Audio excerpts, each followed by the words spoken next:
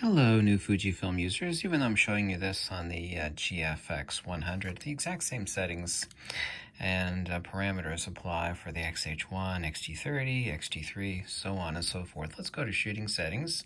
Okay, let's go over and then to page 2.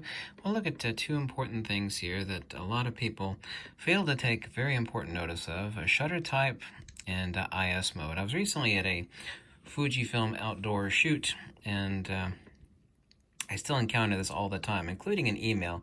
A nice lady said, well, she has an 18 to 135 X-mount lens, and she was considering returning it, but it was too late to return it. She just could not keep from getting blurry images with her photos, and she was extremely disparaged. Of course, the 18 to 135 is a really good lens.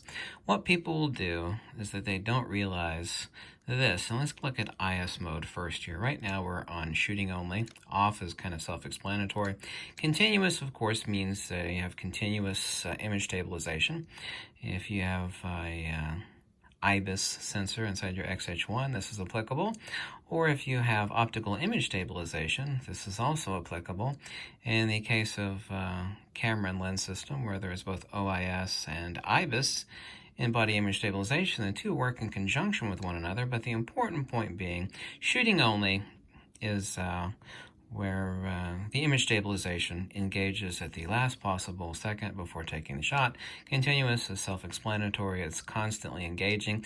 If you're using longer telephoto lenses, and she was using the 18 to 135, I think zoomed out for like wildlife photography, or in cases of the 100 to 400 millimeter, I mean, you want that bird, at say 150 yards stabilized, so it's not shaking inside your viewfinder. So that's obvious. However, what people will do, and they do this repeatedly over and over and over and over again, is they will leave this in continuous, and they'll end up with blurry images. And what they're actually failing to realize, forgetting about the camera for a second, is that whether it be image stabilization, lens side, or camera side, i.e. IBIS, in-body image stabilization, or optical image stabilization, in the case of OIS lenses, is that an anti-shake mechanism designed to steady your shot is also itself a shaking mechanism. While there's no specific shutter speed, what people will do is they'll leave it on continuous. They'll go outside. For example, take a decently well-lit outdoor shot, say the streets or wildlife photography, and they're shooting easily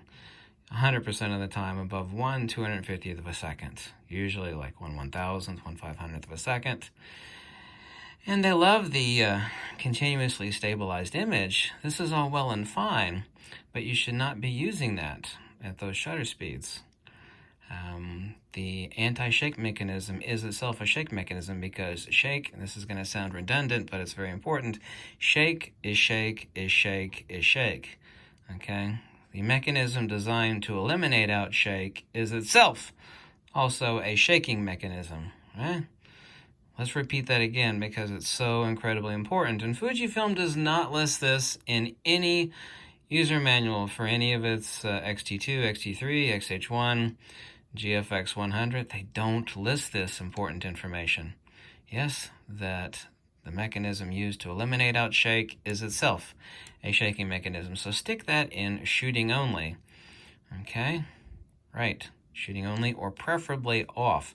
Say you're 1/500th of a second, right? You do not need that OIS to be working, because what it's doing instead of working is it's working against you. And this is where the blurry images of the red-breasted woodpecker at 100 yards are coming into play. What images of yours were blurry? I was taking pictures of a bird. Oh, was it a nice, bright, sunny day outside?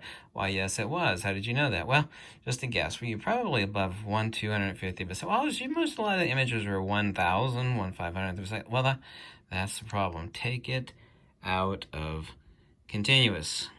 Take it out of continuous. Take it out of continuous. Okay?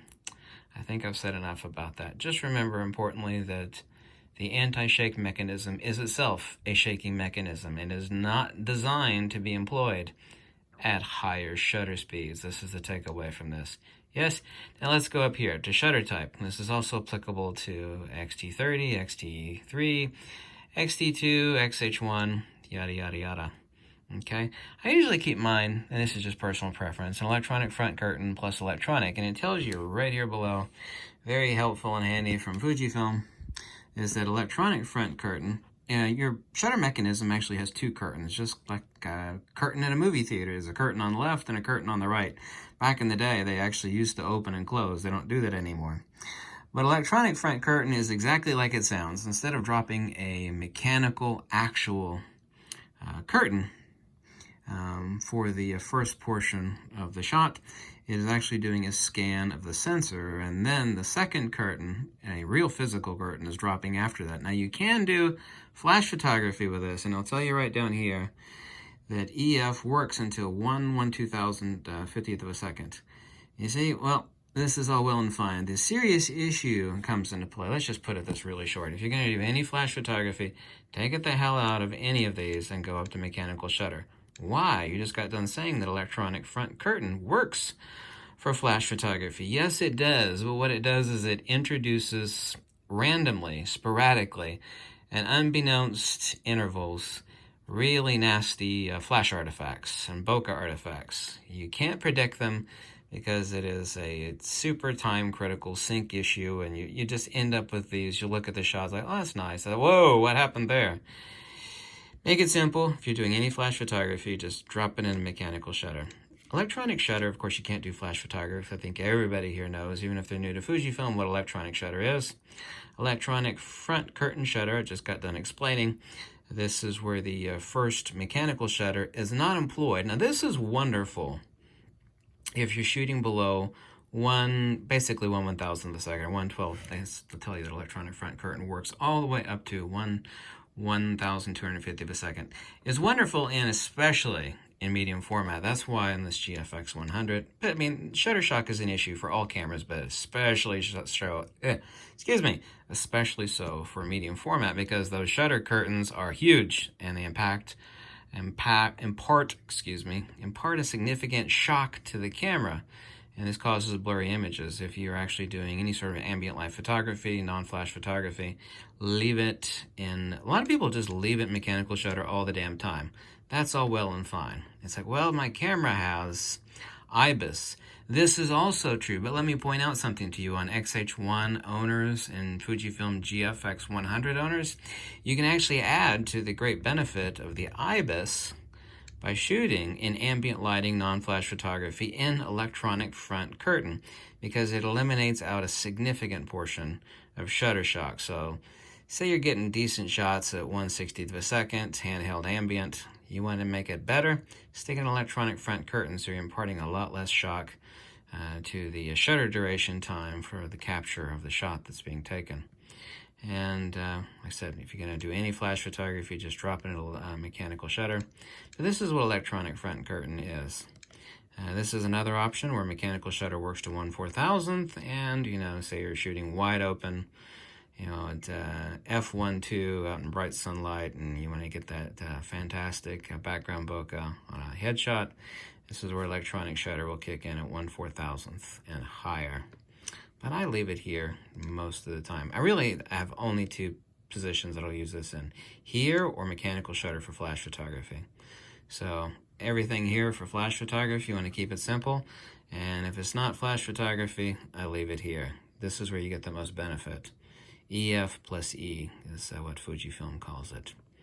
Okay, so here's your helpful tip of the day, and just please remember that image stabilization is a shaking mechanism designed to eliminate outshake, but shooting at faster shutter speeds, instead of eliminating outshake, you are adding to the shake. And this is why people are getting blurry images, because what they do is they stick the camera in continuous and they leave it there, and they never remove it from there, and it just stays there, and they never change it. This is what really like 95% of everybody does, and it's a mistake.